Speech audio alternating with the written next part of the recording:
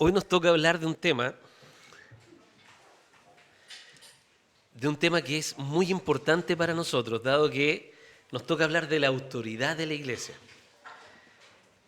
Y nos vamos a enfocar en un texto muy importante, que es el texto de Mateo 18:18. ¿Qué dice Mateo 18:18? Dice lo siguiente: en verdad les digo que todos los que ustedes aten en la tierra será atado en el cielo, y todo lo que desaten en la tierra será desatado en el cielo. Por lo tanto, mis hermanos, vamos a ver qué es la iglesia, cuál es la autoridad que la iglesia tiene y cómo está conformada esta iglesia. ¿Amén? Si nosotros vamos a hablar de la iglesia, lo primero que debemos hacer es pues definir qué es la iglesia. Y me gusta mucho la definición que nos da, por lo menos, mi muy querido y muy admirado teólogo R.C. Sproul, que dice así en su libro, ¿qué es la iglesia? Dice, la iglesia no es un edificio, es el pueblo de Dios llamado del mundo bajo el señorío de Cristo, marcado por el Evangelio, los sacramentos y la disciplina, y definido por ser. Y esto es importante, mi hermano. La iglesia es una, es santa, es católica y apostólica. ¿Se entiende eso? No, lo estoy leyendo de acá por si acaso, para que... la iglesia es una, santa, católica y apostólica. Mis hermanos, a veces nos da miedo algunos términos porque los asociamos probablemente al catolicismo romano. Pero que la iglesia sea una, eso es así y siempre va a ser así. La iglesia es una. Por ahí, por el año 300, Agustín decía que habían, por decirlo así, dos definiciones de iglesia. Está la iglesia profesante y está la iglesia del Señor, que es la iglesia invisible. ¿Cuál es la iglesia profesante? La iglesia profesante es la que las personas pueden ver con sus ojos. Si alguien se parara afuera y mirara para acá, nosotros somos la iglesia profesante. Pero la iglesia invisible, mis hermanos, está en todo lugar. En todo lugar. Si alguien se parara allá afuera, no va a ver los hermanos que están en Quillón, ¿cierto?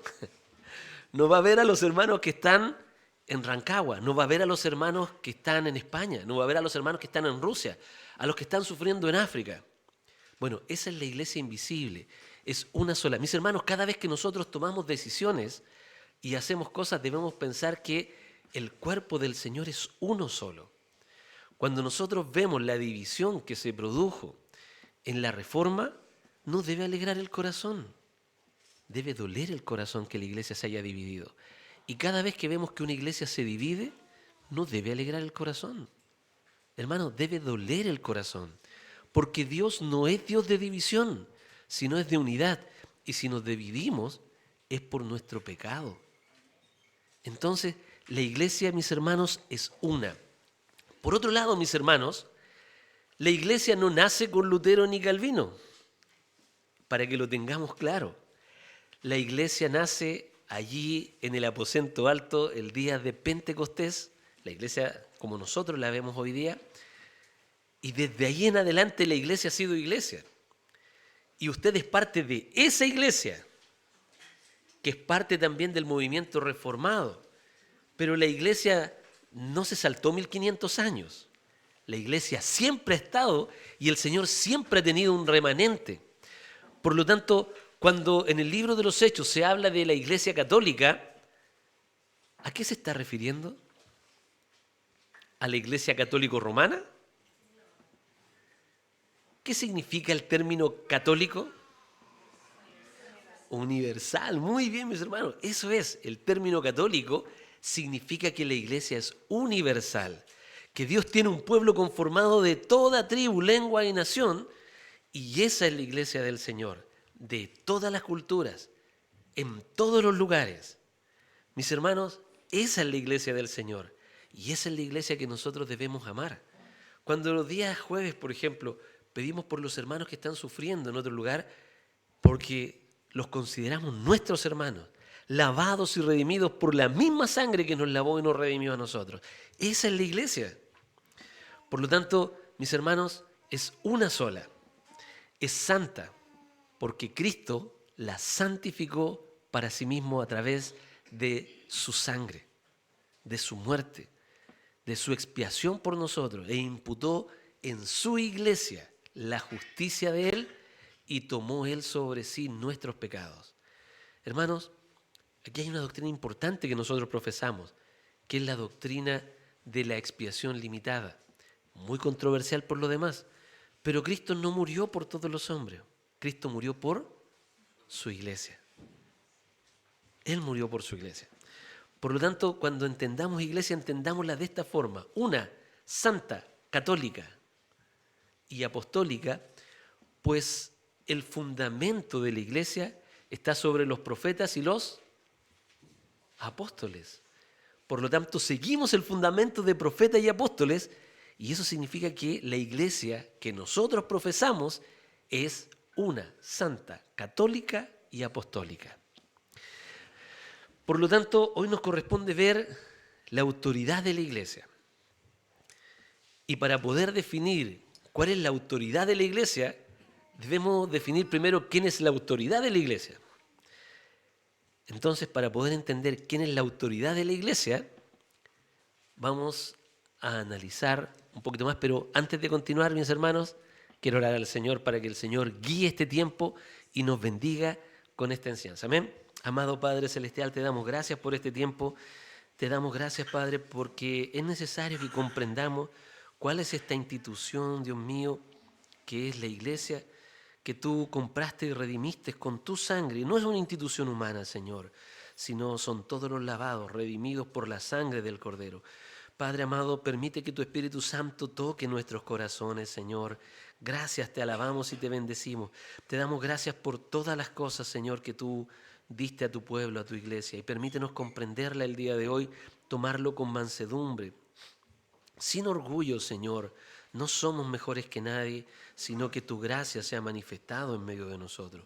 Gracias, Padre amado, te damos en el nombre de Jesucristo, nuestro amado Señor y Salvador. Amén y amén. Amén. Amén, mis hermanos. Seguimos entonces. La iglesia tiene una autoridad delegada por parte de Cristo. Si alguien me ayuda, porque con Efesios 1, del verso 22 al 23, se lo agradeceré, por favor. Para que vamos un poco ahí adentrándonos en Cristo. Amén.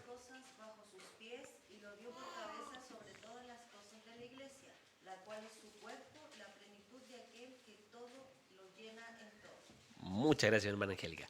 ¿Se dan cuenta? Cuando uno va al libro de Efesios, aquí está hablando de la preeminencia de Cristo. Cristo es el todo en todas las cosas. Pero cuando llegamos a este texto, ¿cierto? Efesios 1, 22, 23 dice, Dios puso, dice, y sometió todas las cosas bajo sus pies. Dios sometió todas las cosas bajo los pies de Cristo y lo dio por cabeza sobre todas las cosas. ¿A quién? A la iglesia. La iglesia es un cuerpo en donde su cabeza, ¿quién es? Es Cristo. Cristo es la cabeza de la iglesia, marcada, dice, eso significa que, la cual es su cuerpo, la plenitud de aquel que todo lo llena en todo. ¿Qué nos muestra este capítulo de Efesios? Que Dios puso a Cristo como cabeza sobre la iglesia, y eso significa que la iglesia no es un proyecto nuestro, no es una institución humana, sino que la iglesia es una obra divina. La iglesia no es porque a nosotros se nos ocurrió hacer esto así o lo hacemos como a nosotros se nos ocurre. Dice, la iglesia es de Dios, no un invento humano. Cristo manda en su iglesia porque Él es la cabeza. Es Cristo el Señor de la iglesia. La misión de la iglesia viene de Jesús. ¿Qué dice Mateo 28, 18 al 20?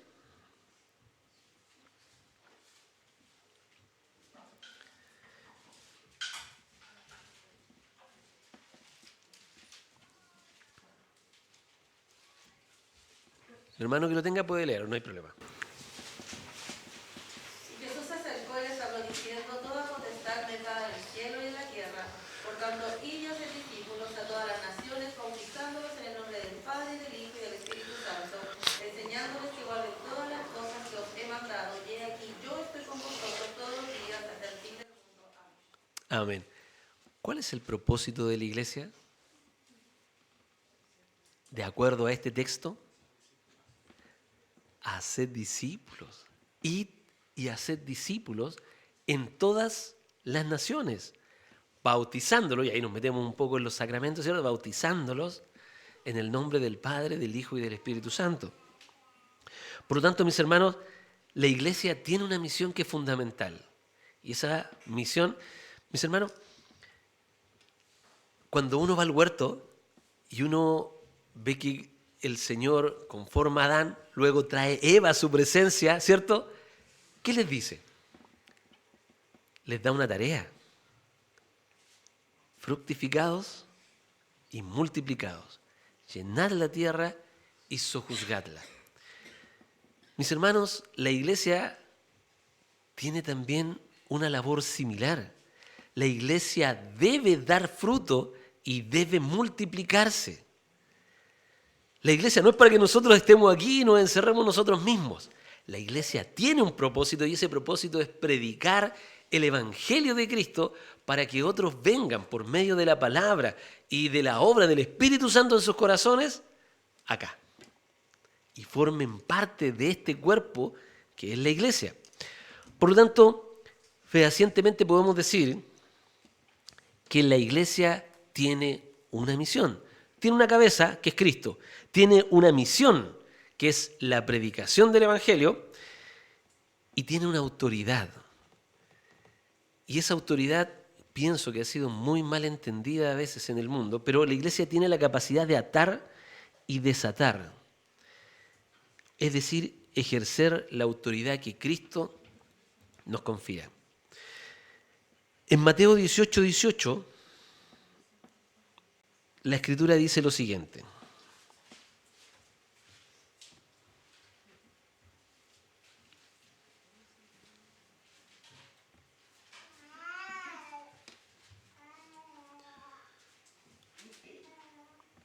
Perdón, se me perdió el texto. ¿Me puede alguien ayudar con Mateo 18:18?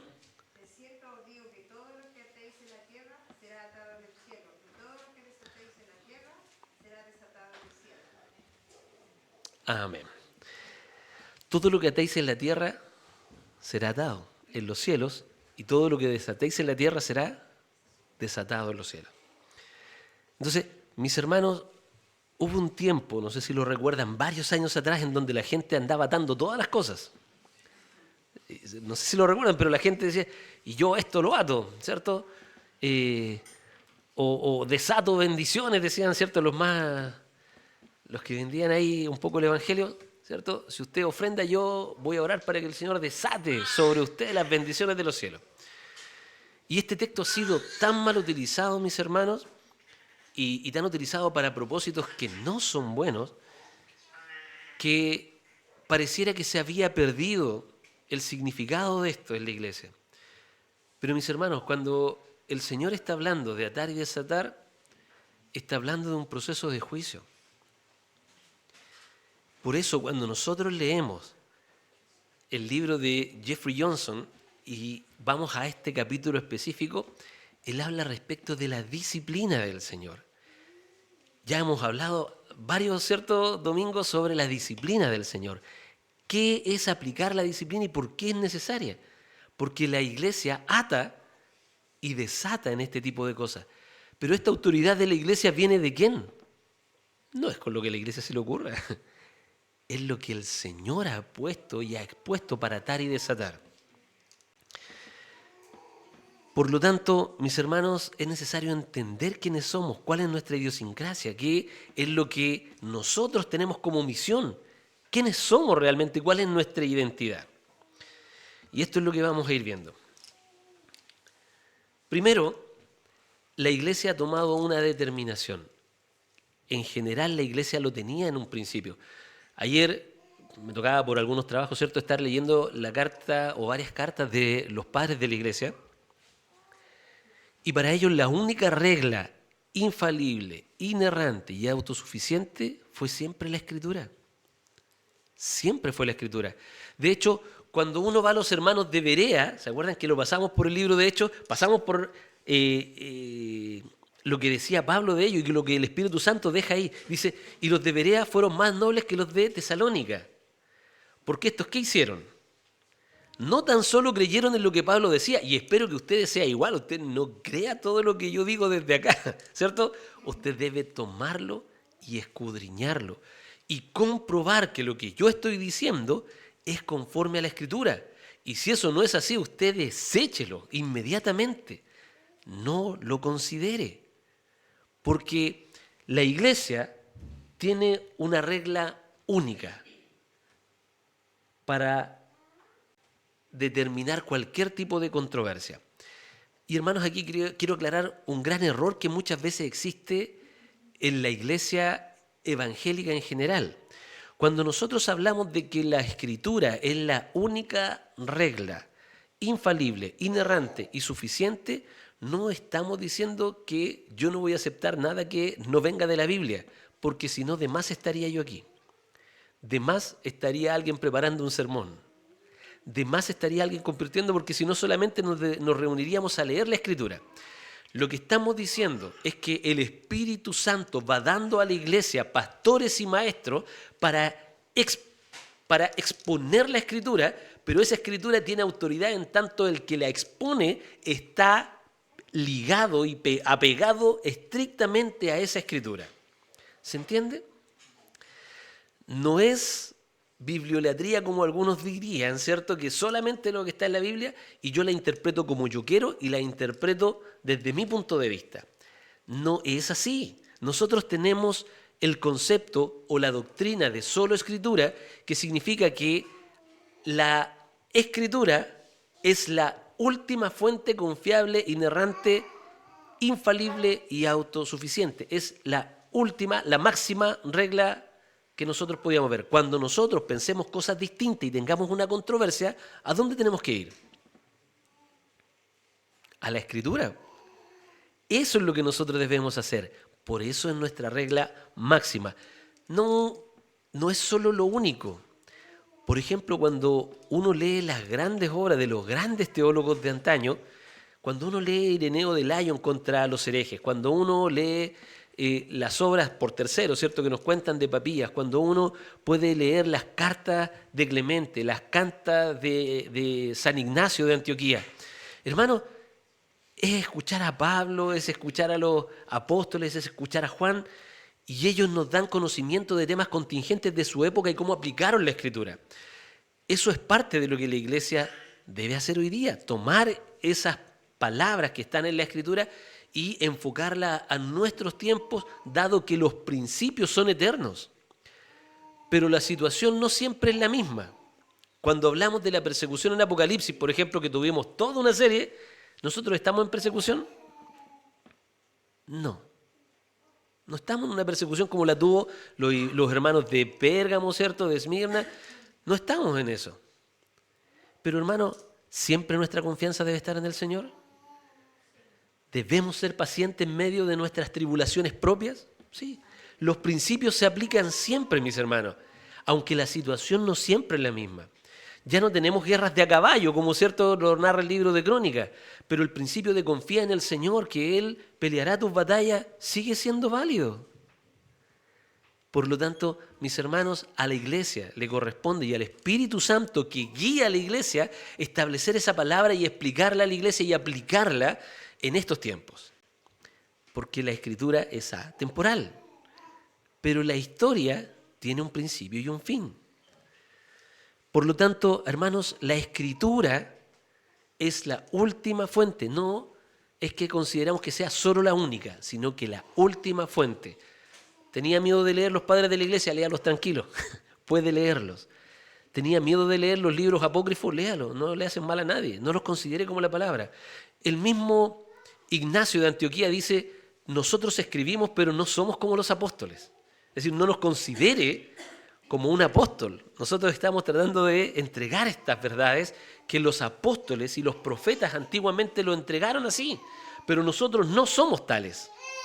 Por lo tanto, lo que yo pueda decir, lo que un hermano pueda decir, considérelo conforme a la Escritura, pues la única regla es la palabra de Dios para nosotros. Cristo es nuestra autoridad, nuestra única regla de fe, inerrante, infalible y autosuficiente o suficiente es la Escritura. ¿Cómo comprobamos eso? ¿La iglesia tiene autoridad, mis hermanos? Sí, solo sí, se somete a la autoridad de Cristo y a la autoridad de la palabra. ¿Se entiende eso? Si yo me salgo de esa autoridad, ¿esa iglesia tiene autoridad o no? Si yo digo, desde ahora en adelante deben adorar a tal o cual imagen porque a mí se me ocurrió, aunque no esté en la Escritura, ¿esa iglesia tiene la autoridad del Señor? No, pues mi hermano. Si yo digo que yo tuve una revelación y que ahora la cuatridimensión y no sé qué cosa, ¿esa iglesia está pegada a la Escritura? ¿De dónde proviene su autoridad? Hermanos, hoy día tenemos grandes denominaciones de gente que siguieron las visiones de una profetisa, que siguieron, ¿cierto?, las visiones de una persona en Norteamérica que vio un ángel que le entregó un Nuevo Testamento nuevo, un Nuevo Testamento, ¿cierto? Y desde eso comienzan a hacer sus iglesias y comienzan a hacer su doctrina. Mis hermanos, nosotros no podemos aceptar esas iglesias como iglesias válidas, porque no están conforme al principio de solo Escritura, es decir, no están apoyadas en los profetas y en los apóstoles y están tomando cosas que están fuera de la Escritura para justificar un pensamiento propio. Eso no puede ser. Segundo punto acá, la iglesia sostiene y defiende la verdad.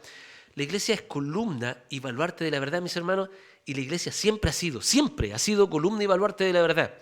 De repente hay gente que pregunta y dice, pero ¿y qué pasaba con la iglesia de antes cuando el Espíritu de Dios no estaba en medio de la iglesia? No, mi hermano, el Espíritu de Dios siempre ha estado en medio de la iglesia. El Señor, ¿qué nos prometió? Lo acabamos de leer, que Él estaba con nosotros, ¿cuándo? ¿Solamente desde el 1517 en adelante?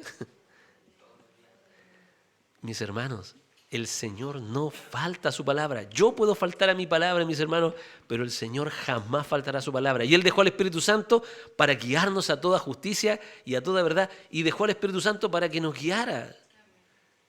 Y la iglesia siempre fue guiada. Lo que conversábamos, ¿cierto? El domingo pasado, ¿recuerdan? Que la iglesia no estaba sola. Y podemos ver, ¿cierto? A Atanasio, hablamos después de Agustín de Hipona, hablamos también de los concilios que hubieron. Hermano, el Señor estaba en esas cosas. Cuando nosotros leemos los concilios y vemos la defensa de los hermanos ante Cristo, hermanos, siempre hubo una iglesia que defendió la palabra. Siempre hubo una iglesia. Que haya habido una iglesia romana que se desvió de eso, eso no quiere decir que esa era la única iglesia.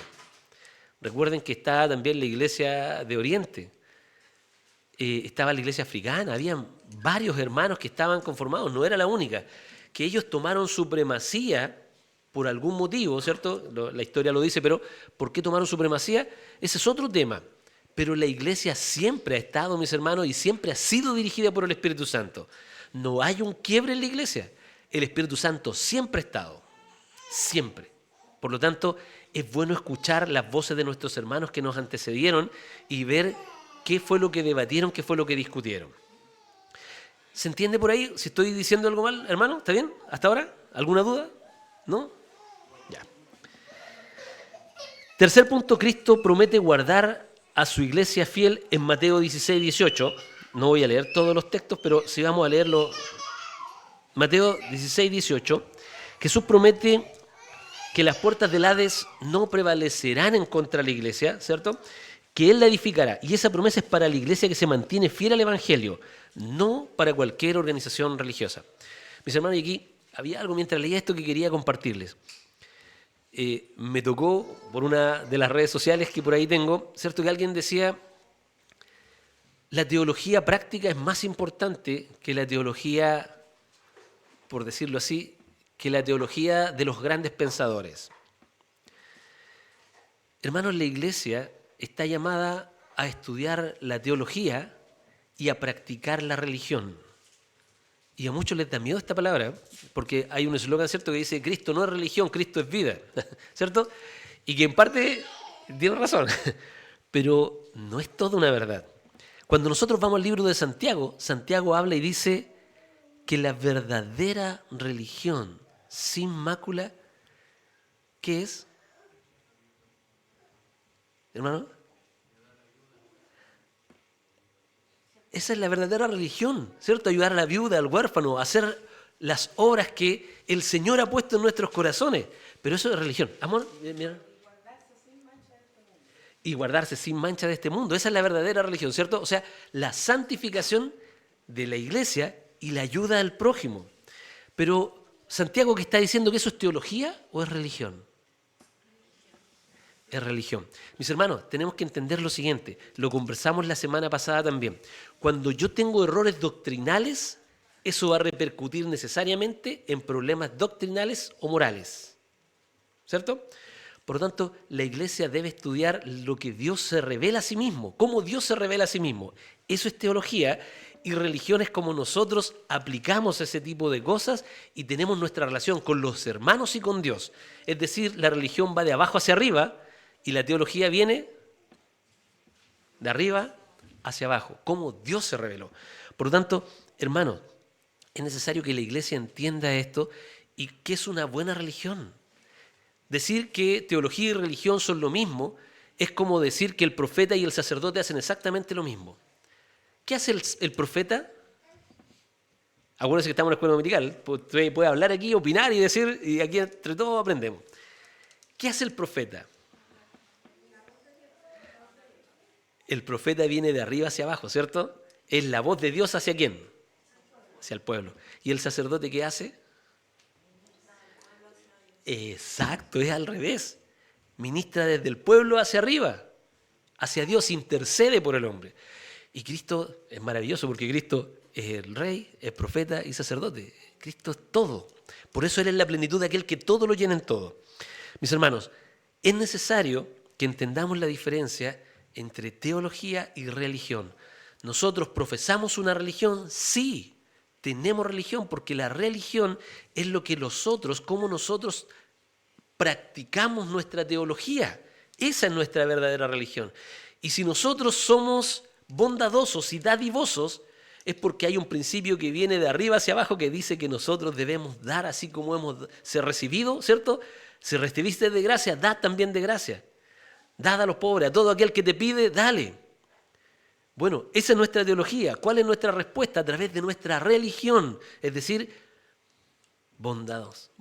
Practicamos la bondad porque nuestra teología nos insta a ser bondadosos.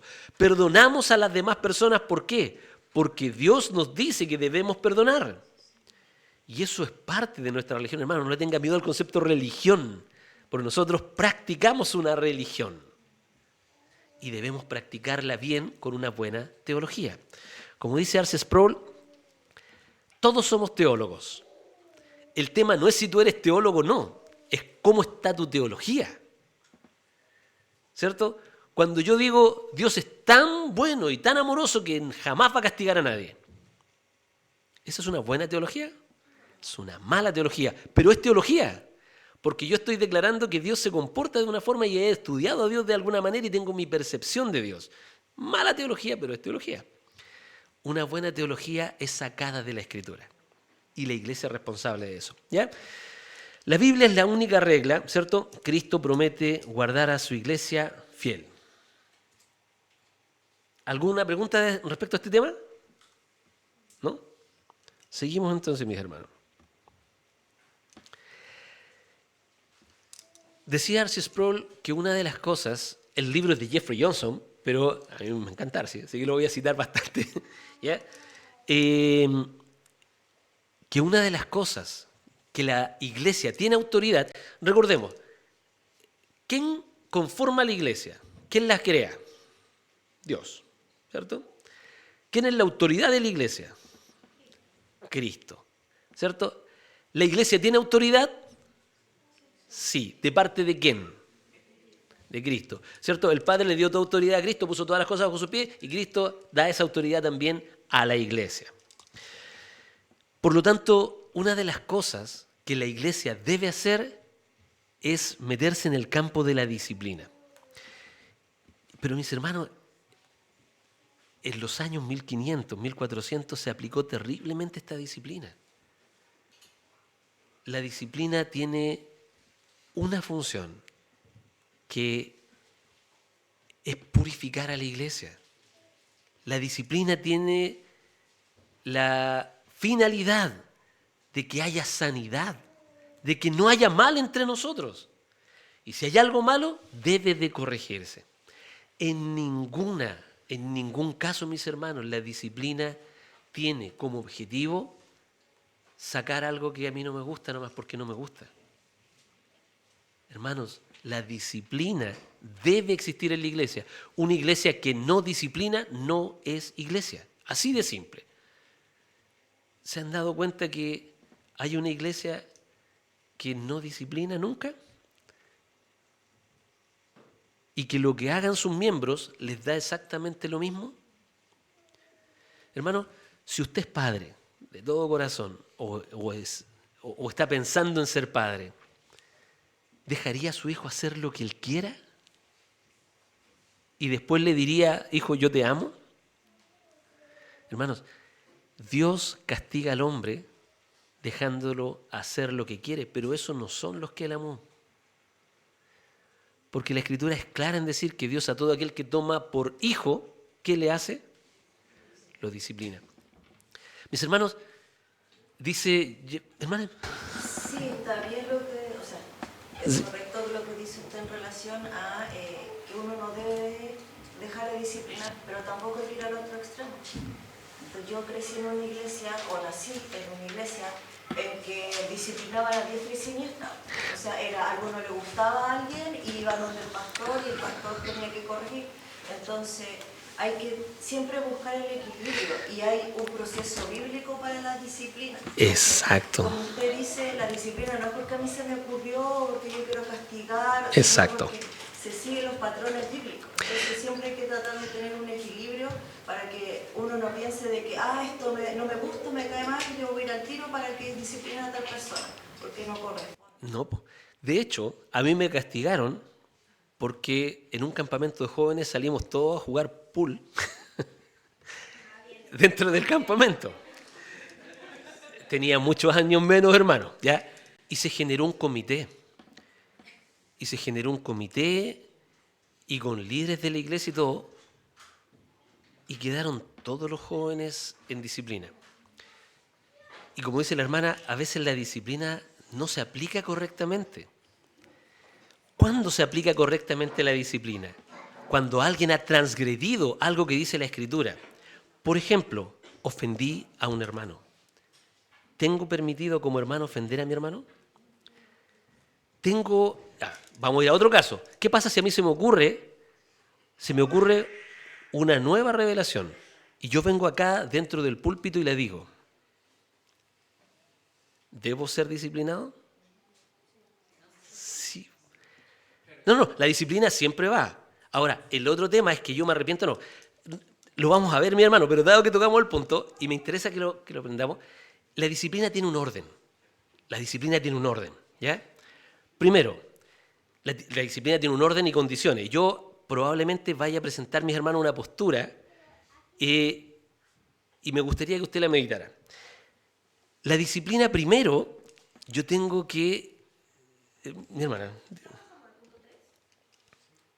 No, recién estamos en la introducción de este punto. ¿Ya? Perdón. La disciplina empieza hablando a solas con el hermano. Mis hermanos, si yo tengo un problema con un hermano, lo primero que debo hacer es hablar con el hermano. Si yo veo que un hermano me ofendió, yo debo hablar con ese hermano. ¿Qué pasa si ese hermano no reconoce lo que yo le estoy diciendo y me dice, no estoy de acuerdo contigo, y es algo evidente? ¿Cuál es el segundo paso? Llevar testigos. 2 o 3 testigos. Es decir, hermano, yo considero que no está bien lo que estás haciendo. Hay casos y casos, hermano, ya, pero y la disciplina da para mucho, pero yo debo ir con 2 o 3 hermanos y decirle, hermano, creo que estás en un error y de acuerdo a la Escritura, estás en un error. Así eran, cuando hablábamos, por ejemplo, de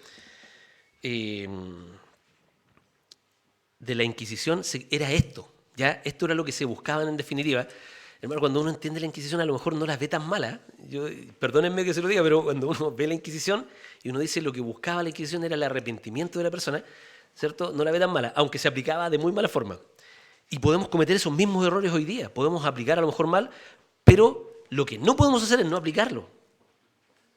La iglesia debe tener disciplina, debe haber disciplina, pero este es el orden. Voy con un hermano, ¿cierto? Le digo, hermano, hay un problema contigo.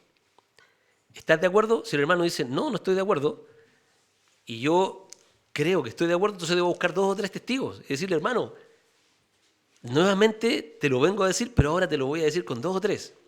¿Qué pasa si el hermano no entiende? Entonces ahora se lleva el caso a la asamblea y se dice, hermanos, esto es lo que ha sucedido y este hermano se le ha dicho 2 veces ya, una particular, 2 con este, y no entiende. Entonces ahí el hermano se le expulsa de inmediato. No, pues la iglesia ahora le dice, hermano, creemos que estás equivocado. Y el hermano tiene que tomar una decisión. Hermano, así se declaraba antes a una persona como excomulgada. Si yo no me arrepentía, voy a poner un caso, por ejemplo, que es un caso muy simbólico, el caso de Arrio, ¿cierto? Arrio presentó una doctrina que decía que Cristo no era Dios, ¿ya? Este es un tema doctrinal. Hay problemas morales y problemas doctrinales, ¿ya? Cuando yo tomo un caso doctrinal, yo le tengo que decir al hermano, hermano, ¿sabes qué? Estás equivocado. Pero ahí el problema es un poquito más grave, porque si yo cometo un error doctrinal, ¿desde dónde lo cometo? Desde aquí. ¿A cuántos se lo comuniqué? A muchos. Entonces, el error debe ser zanjado. Y una vez que yo he sido corregido, alguien debe decir que yo tuve un error y que lo expresé a la congregación. O sea, yo llevaría en lo personal, por eso digo, ese caso de inmediato a la congregación, por cuanto la persona que los puso de forma pública. Y el error se gestó en todos ustedes. Entonces yo tengo que sacar ese error lo más rápido posible y sacarlo, ojalá, dentro de la semana, dentro del domingo siguiente, sacar ese error y decir, hermano, ¿sabe qué? El hermano cometió un error. O yo mismo podría decir, hermanos, cometí un error, por favor, me perdonan. Ahora, si ese pensamiento está arraigado, yo lo he desarrollado en mi corazón, yo digo, no, es como yo lo digo, pero un hermano me dice que no, entonces hermano ahora no tiene otra opción que ir, por ejemplo, y consultar a lo que muchas veces le llama el magisterio de la iglesia y decirle, hermano, creo que el hermano dijo esto y está mal. Ahora, ténganlo por seguro que el magisterio de la iglesia va a saltar al tiro, ¿ya? O sea, los hermanos que saben dentro de la congregación van a saltar al tiro y van a decir que aquí hay un problema doctrinal. Entonces, eso debe ser corregido. Si el hermano dice no y se mantiene, entonces se debe exponer en la congregación. Y se debe decir, el hermano tiene este pensamiento, nosotros no compartimos este pensamiento, es más, hemos tratado de que el hermano vuelva atrás en su concepto porque no es escritural, no es bíblico, nosotros no lo consideramos así, y en ese sentido, ¿qué debe suceder? Se debe comunicar a la iglesia. Si el hermano aún así persiste en eso, ya no puede ser considerado para enseñar. En ese caso, hermano, esto es lo que pasó con Arrio, esto es lo que pasó con Sabelio, esto es lo que pasó con algunos papas por un tema doctrinal. Los casos morales, hermano, y esto para mí, cuando es un caso doctrinal, es muy público, es muy visible.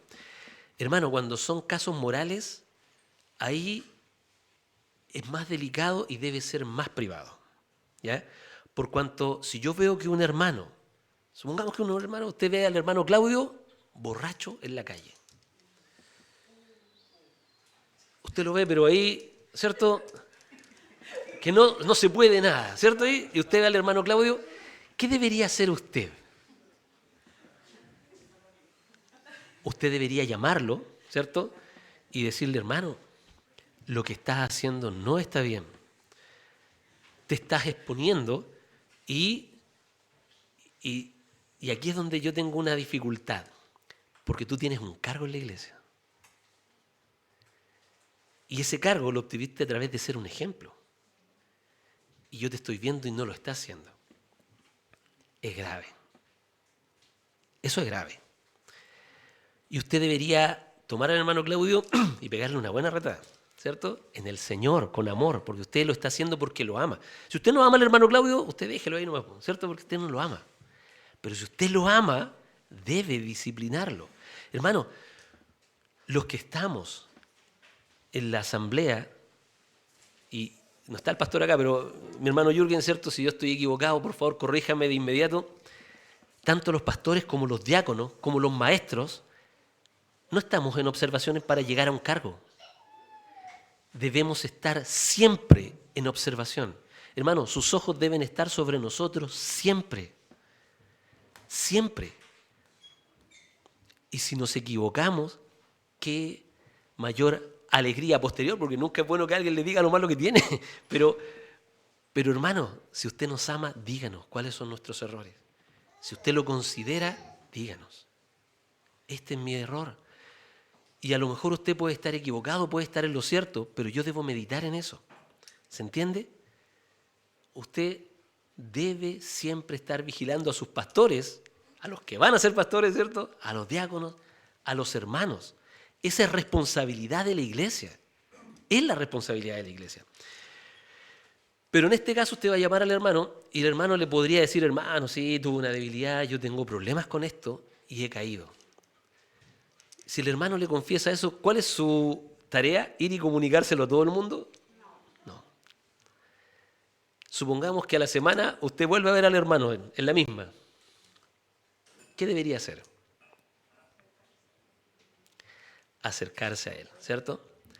Acercarse a él y volver a decirle y decir, hermano, ¿sabes qué? Voy a tener que conversar con otras personas más para que en boca de 2 o 3 testigos conste toda palabra. Y conversar con el hermano y decirle, hermano, ¿sabes qué? Esta es la segunda vez y tú no te has corregido. Y estamos teniendo un problema contigo. ¿Ya? No podemos aceptar esta conducta de parte de un hermano. Por eso, hermano, ahora en este momento, por ejemplo, son cosas que le están diciendo a los que van a entrar como miembros. Si un hermano es miembro, yo como iglesia, yo lo avalo. ¿Y yo puedo avalar eso? No puedo avalarlo. El hermano tiene un problema, hay que ayudarlo. Hay que ayudarlo, ¿ya? Y puede que el hermano persista. Estoy tomando un caso súper... ¿ya? Y después el caso del hermano no quiere, está peor, ahora está metido, el hermano Claudio está en la droga, en el alcohol, en todo este tipo de cosas, ¿cierto? ¿Y la iglesia qué debe hacer? Hermano, y esto es doloroso. Esto no es un tema de que yo diga, listo. Hermano, la disciplina. Hermano, los que somos papás entendemos que cuando hemos tenido que poner una huasca, ¿a quién le duele? ¿Por qué? Y yo de repente converso con los míos, cuando le he tenido que dar su correctivo. Decía, hijo, ¿por qué debo llegar a esta instancia? Hermano, después de que se las doy, nos sentamos y le pregunto, ¿por qué te pegué un correazo? Mi intención nunca es dañarlo, pero necesito que entienda por qué te las di. Porque le pegué a mi hermano. ¿Y debes golpear a tu hermano? No. Por ahí ya les va a haber alguno que decir, pero tú le enseñas que no golpear golpeándolo. Bueno, la Escritura dice, toma una vara y dale, porque una vara nada va a matar, no lo va a matar, no lo va a hacer, pero le va a hacer entender y aprender. Hermanos, esa es la finalidad. Cuando usted aplique disciplina, siempre va a ser en ese amor. No puede estar lejos. Hermanos, el Señor aplica justicia y amor al mismo tiempo. Y un corazón de un hermano siempre va a ser así, aplicando justicia y amor. Pero yo no puedo poner por alto el amor y dejar abajo la justicia, o poner la justicia por acá y dejar el amor por debajo. Erramos cuando hacemos eso, hermano. Erramos. Hermano, no me interesa seguir la PPT, me interesa que nos quede claro estas cosas, ¿cierto? El amor debe ser el objeto de la disciplina cuando haya disciplina realmente. Hermano, de repente hay malos entendidos que no son disciplina, Son malentendidos, conversamos y se arregla. Se acabó el problema, no es disciplina. Es, ¿cierto? Ahí. Pero, hermano, y aquí tengo una pregunta para la iglesia. Pucha, no sé a quién poner de ejemplo. Ya, el hermano Claudio no. Usted va al hermano Claudio. Y escúcheme lo que le voy a decir. El hermano Claudio, pucha, ahora es pastor. ¿Ya? Y usted ve al hermano Claudio saliendo de un motel con una persona que usted no conoce y que no es su señora.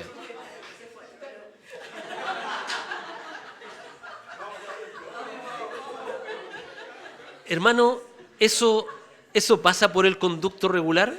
¿Sí o no? ¿Qué dice usted? ¿Eso pasa por el conducto regular? ¿Por qué no pasa por el conducto regular? ¿Por qué ahí nos saltamos el conducto regular? Porque hay un cargo y él debiera ser ejemplar. Él ha faltado. Teniendo un cargo, vamos un poquito más abajo, en las PPT no sé si va a llegar, pero un poquito más abajo están los cargos de los oficiales de la iglesia. Los oficiales de la iglesia tienen una responsabilidad mayor. Y al tener una responsabilidad mayor, hermano, yo no puedo ver a un pastor en esas condiciones e ir a conversar en privado con él. No considero que sea la forma. Ese pastor ha faltado y ya no cumple con los requisitos. Cuando nosotros vamos a los requisitos, ¿cierto?, de los pastores, ¿qué dice? Ahí la hermana lo dice. Marido de una sola mujer. Ese hermano ha quebrantado, como pastor y hermano, pastores también son nuestros hermanos, ¿cierto? Ese hermano ha quebrantado un concepto fundamental. Por lo tanto, mis hermanos, en ese caso, el caso debe ser expuesto de inmediato. ¿Se entiende? Porque esa persona ya no es apta para el cargo al cual se le dio. Los ojos están observando eso y los ojos de la iglesia deben siempre estar observando. Por lo tanto, esa persona ya no es apta para ese cargo. Lo vamos a ver después, pero la iglesia tiene la potestad y el gobierno de poder elegir a sus pastores y a sus diáconos, que son los dos oficiales instaurados por la iglesia, pero también tiene la opción de sacarlos. Y es la iglesia la que tiene que hacerlo. Aquí no es que a mí, el hermano Claudio, se le ocurre sacar a Roberto, por ejemplo, si Roberto me cae mal, te fuiste. No, es la iglesia la que debe hacerlo. Es la iglesia. Y es la iglesia la que si un pastor que tiene que tener la más alta expectativa doctrinal y moral, cae de ahí. Hermano, un pastor que engaña a su mujer, y esto lo digo muy a título personal, mis hermanos, yo creo que hay hermanos y buenos hermanos que pueden discrepar, no puede volver a ser pastor. Nunca más. Porque él no fue un ejemplo en lo que Dios le puso como ejemplo. Cuando yo lo considero muy similar a cuando Moisés, ¿cierto?, toma y golpea 2 veces la roca. Ya no puedes entrar a la tierra prometida. Guardando las proporciones, mis hermanos, pero un pastor que engaña a su mujer, siendo pastor, estando en una iglesia y todo, ya no cumple con un requisito de ser un ejemplo. Hermano, siempre va a ser nuestro hermano, siempre. Lo vamos a amar, su esposa ojalá lo perdone, pero él ya no es un ejemplo dentro de la congregación, al nivel que se exige de un pastor. ¿Se entiende? Entonces, mis hermanos, entendamos esto. La iglesia debe estar atenta. Los casos de controversia deben ser conversados. La disciplina debe ser aplicada, pero la disciplina tiene un orden para aplicarse.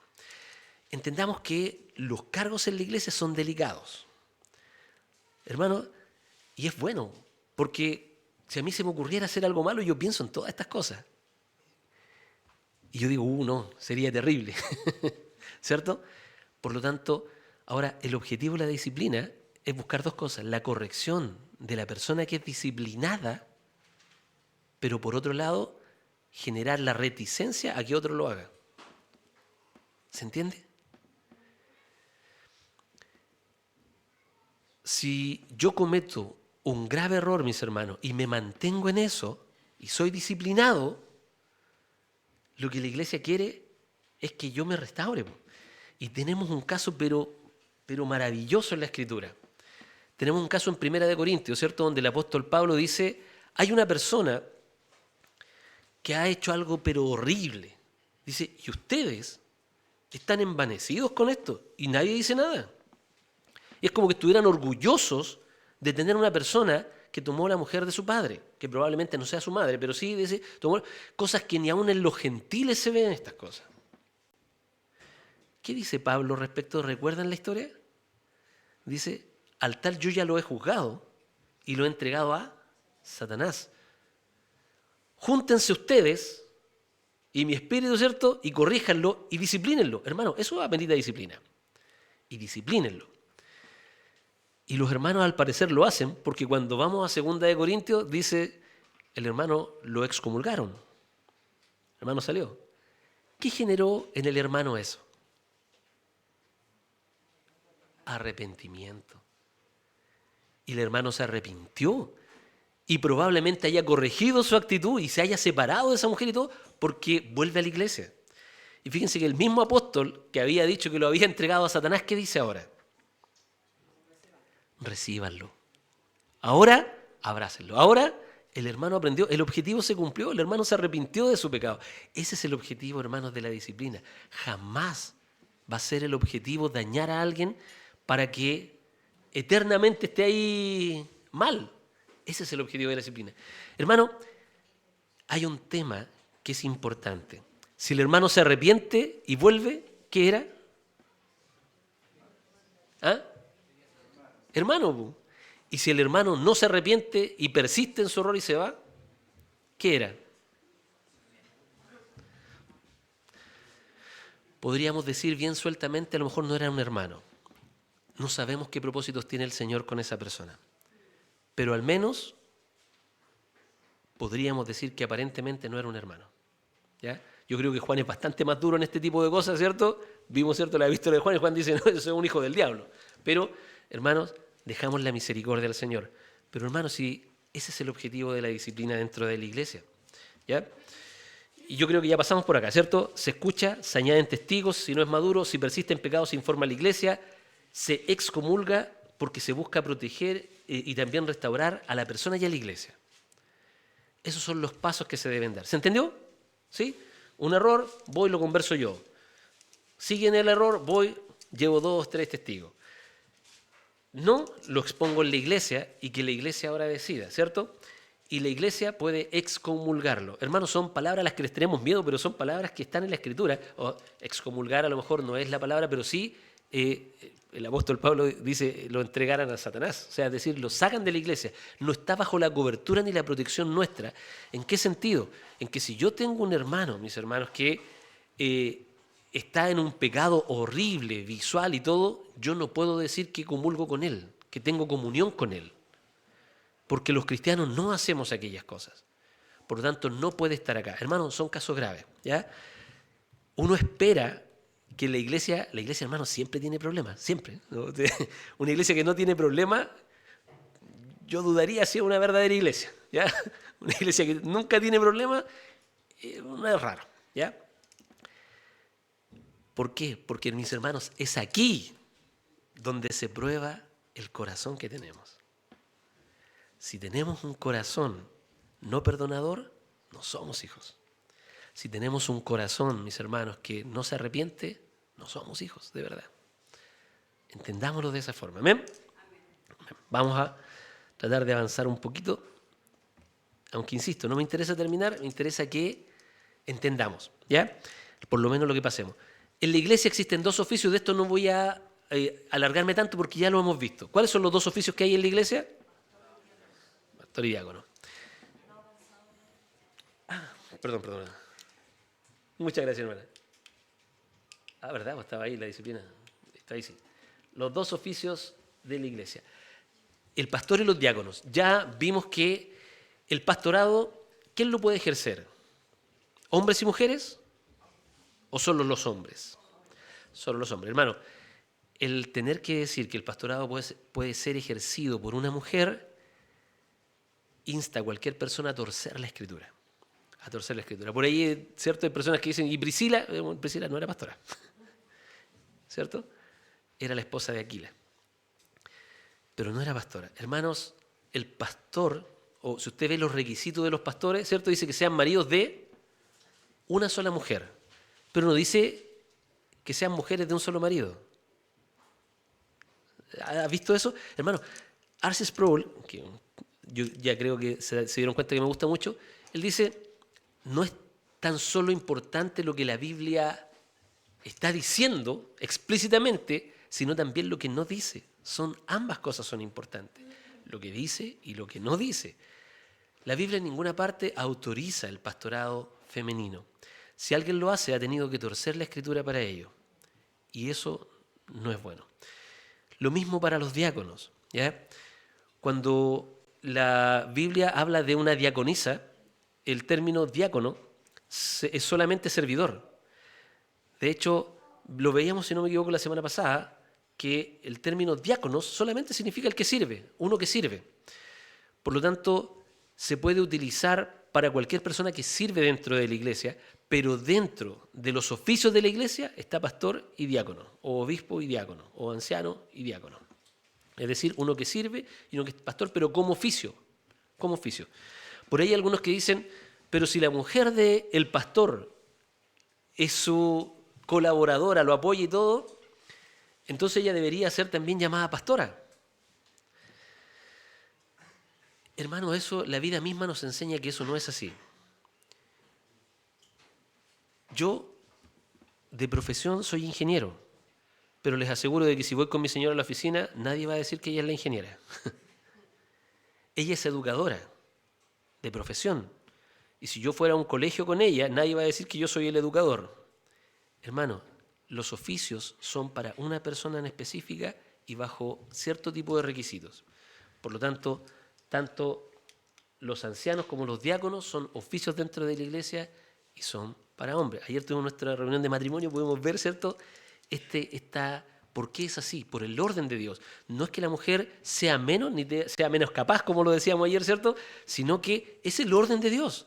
Así como Cristo se sujetó al Padre, el hombre se sujetó a Cristo y la mujer se sujetó al hombre. Y todo bajo una autoridad delegada. El Padre delegó la autoridad al Hijo, el Hijo delegó la autoridad, ¿cierto?, al hombre, el hombre tiene esa autoridad delegada sobre la mujer para los hijos. Y así, hermanos, no hay menos dignidad.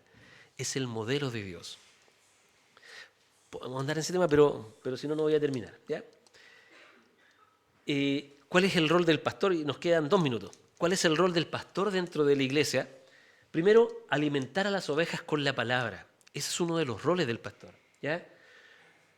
Según Hechos 20 y 28, el pastor debe cuidar tanto de sí mismo, porque él es un ejemplo dentro de la congregación, y debe de cuidar del rebaño. Lidera sirviendo y dando un ejemplo, hermano. El ser pastor, el ser diácono, y usted es bueno que lo anhele, como hermano, ¿cierto? Pero esto es para ponerse al servicio de los hermanos. Hay pastores que se ponen como pastores para que los hermanos les sirvan, pero ese no es el orden de Dios. Tanto los pastores y los diáconos están al servicio de la congregación y no para ser servidos. ¿Se entiende? Ese es el orden que el Señor quiere. Aconseja y anima con Cristo al centro, ¿cierto? Es decir, siempre el objetivo de la Escritura misma es llevarnos a Cristo, llevarnos al Evangelio. Cristo es el centro de todas las cosas. ¿Cómo gobierna Cristo a su iglesia? Esto es súper importante si hablamos del gobierno de la iglesia. Los ancianos dirigen y enseñan al rebaño. Son los ancianos los que dirigen y enseñan al rebaño, según los textos, ¿cierto?, de Tesalonicenses y de Timoteo. La iglesia escucha, examina y obedece a la verdad, y todos deben cuidar que el evangelio no se distorsione. Hermanos, esto es una tarea de todos los hermanos, Ténganlo por seguro que hay hermanos que han tenido que el Señor les ha dado una capacidad para estudiar la Escritura, y cuando haya un error doctrinal van a saltar de inmediato, pero usted también debe darse cuenta que usted también va conociendo la Escritura en la medida que se va enseñando. Por lo tanto, es también su misión. ¿Cuál es la responsabilidad de cada miembro? 1, debemos someternos a pastores fieles. Hermano, una hermana no está forzada a someterse a su marido si esa autoridad que están imponiendo sobre ella va en contra de la autoridad de Dios. ¿Se entiende? Es el único caso en el que la mujer no puede obedecer a su esposo. Así, una iglesia no está forzada a sujetarse a su pastor si éste no está sujeto a la autoridad de Cristo. Si el pastor comienza a hacer abuso de la iglesia, así como si un hombre hace abuso de la mujer, esa mujer ya no está bajo ese yugo o bajo esa sumisión. ¿Se entiende? Uno se sujeta a los pastores que son fieles al Señor. Mi futuro pastor, si me equivoco, usted me corrige nomás, pero ¿cierto? La iglesia entera participa en la disciplina. Los miembros de la iglesia participan de la disciplina. Son parte activa de la disciplina y son parte activa de la supervisión. ¿En qué se queda fuera? El que se queda fuera, feliz, muestra que nunca fue de Cristo. Es lo que acabamos de conversar, ¿cierto? El que se va y dice, no estoy ni ahí con esto, me voy. Hermano, nunca fue nuestro hermano. Vivir bajo la buena, esta es la última por lo menos, ¿ya? ¿Cierto? Vivir bajo la buena autoridad de Cristo y la iglesia. Dios nos llama a someternos los unos a los otros, hermanos, no tan solo, miren, y esto es importante, por eso nosotros creemos en la multiplicidad de pastores o, ¿cierto?, en varios pastores. No solo en uno, no monopastoral, sino que pluripastoral. ¿Por qué? Una persona que tiene toda la autoridad es peligroso, mis hermanos, es peligroso. Y de hecho, ya vimos muchos casos, ¿cierto?, en otras iglesias donde cuando hay un episcopo, ¿cierto?, una persona que es principal, puede hacer lo que quiera. Y ya lo hemos visto en la iglesia romana, ¿cierto?, donde muchos papas tuvieron toda la autoridad, tanto a nivel político como religioso, económico, y hicieron y deshacieron y no fueron buenos ejemplos cristianos. Por lo tanto, es peligroso. Por lo tanto, hay pluralidad de pastores, por eso, y los pastores se rinden cuentas unos a los otros. No hacen todo lo que quieren. Así nosotros como hermanos debemos rendirnos cuenta unos a otros. Debemos rendirnos cuenta en amor y en sujeción los unos con los otros. Hermano, por eso el apóstol Pablo dice, mirando siempre a los demás como superiores a mí. Yo me pongo a disposición para que usted, mi hermano, y siempre lo estoy, para que usted me corrija si yo me equivoco. Pero si yo veo que usted se está equivocando, también le debo corregir en el amor del Señor. En el amor del Señor, ¿ya? Si nos equivocamos en esa corrección, conversémoslo, sometámoslo al Señor y arreglémoslo, ¿ya?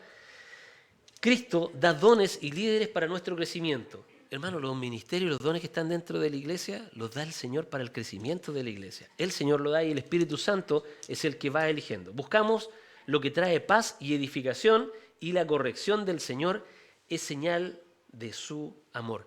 Hermano, como dice el libro de Hebreos al principio, si alguien viene a usted y le dice algo, no es rico para nadie. A mí cuando me corrigen, porque, hermano, el orgullo es algo potente en el hombre. Dice, ¿cierto?, por ahí un buen teólogo, hay que tener cuidado con el orgullo, porque el orgullo convirtió a los ángeles en demonios. Y hermanos, somos muy orgullosos. Nuestro corazón tiende a ser orgulloso, tiende al orgullo. Pero hermanos, tenemos que aprender a matar ese orgullo. Ese es como, ¿cierto?, el hombre viejo que sabía nadar de Spurgeon, ¿cierto? Y él lo quería ahogar en el agua del bautismo, pero sabía nadar. Entonces, hay que ir matándolo. El orgullo es algo peligroso en nosotros. No debe haber orgullo.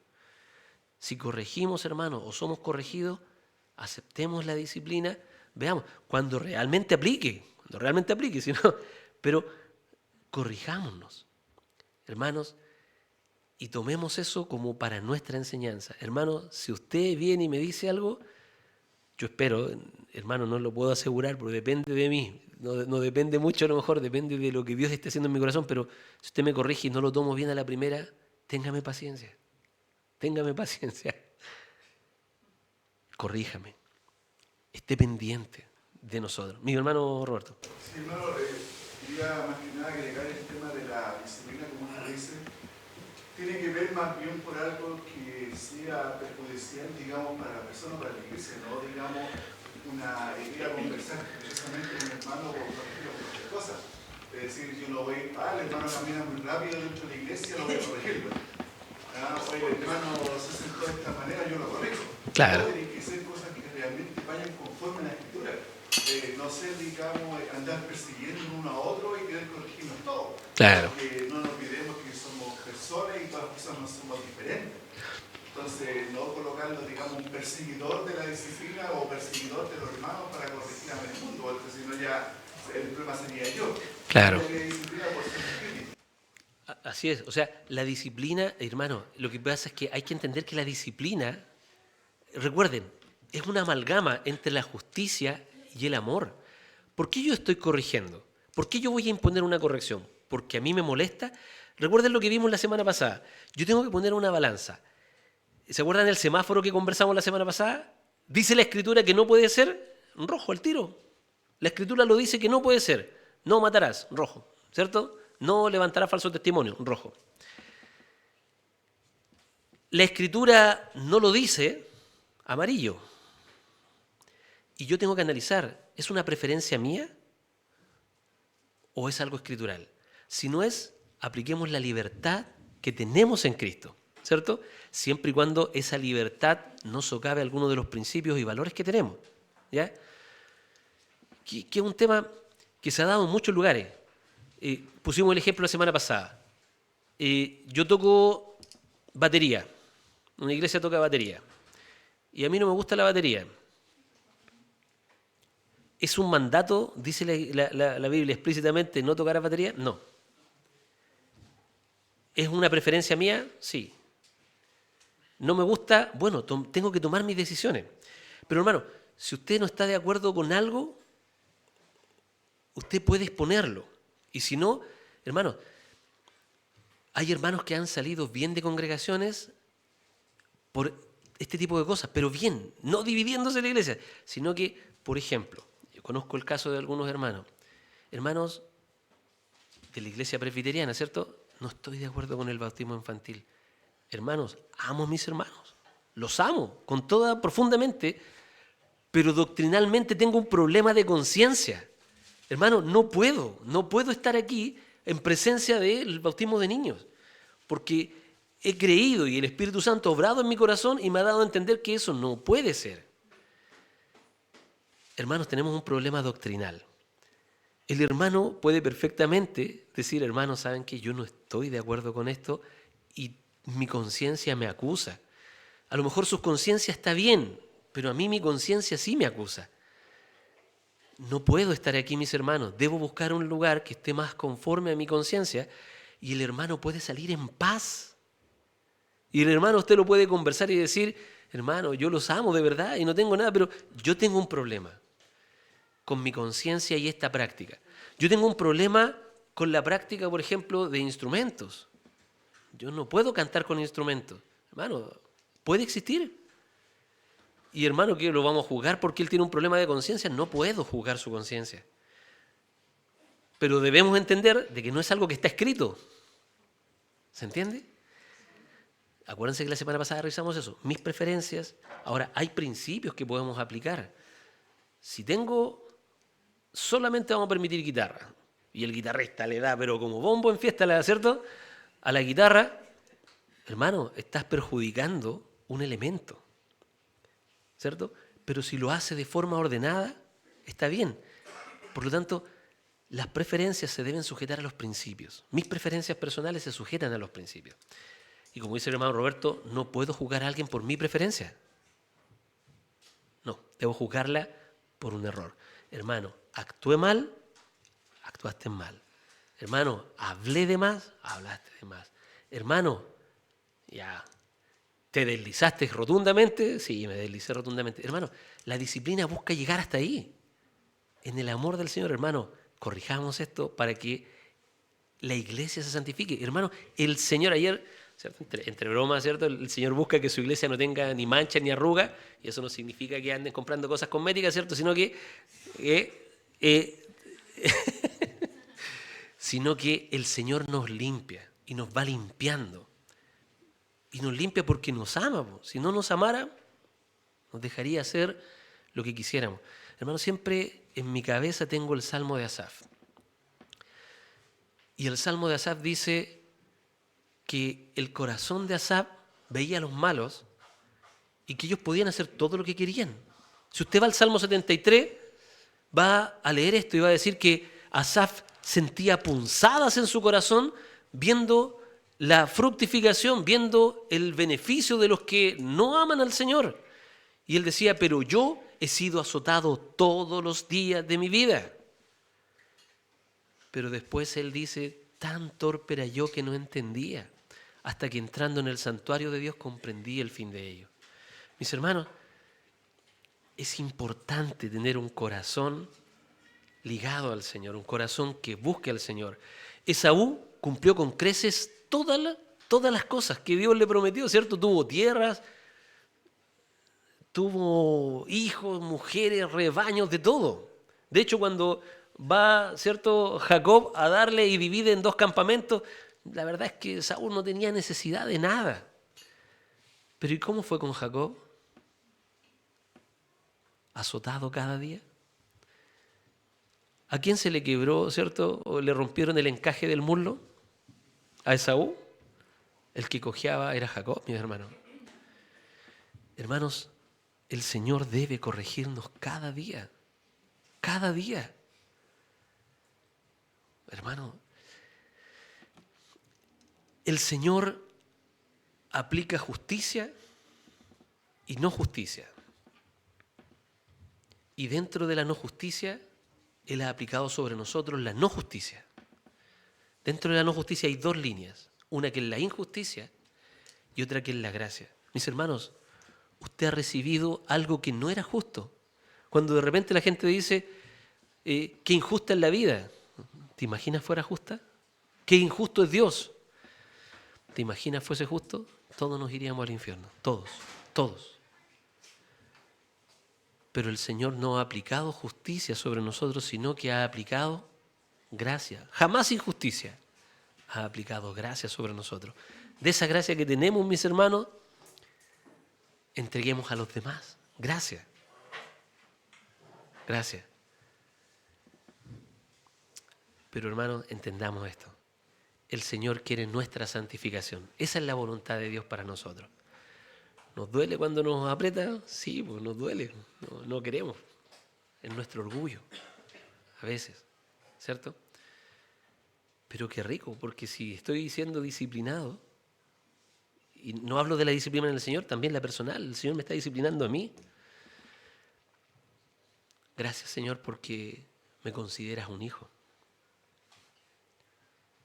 No menosprecies la disciplina del Señor, porque si estás siendo disciplinado es porque el Señor te ha visto como un hijo.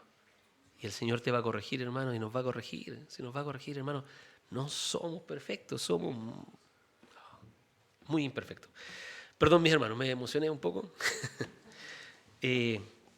Vamos a orar para que el Señor pueda tocar nuestros corazones y hacernos entender que en el fondo siempre Él quiere nuestro beneficio, siempre quiere nuestro corazón humilde, siempre quiere mostrarnos el amor que Él tiene a través de su corrección.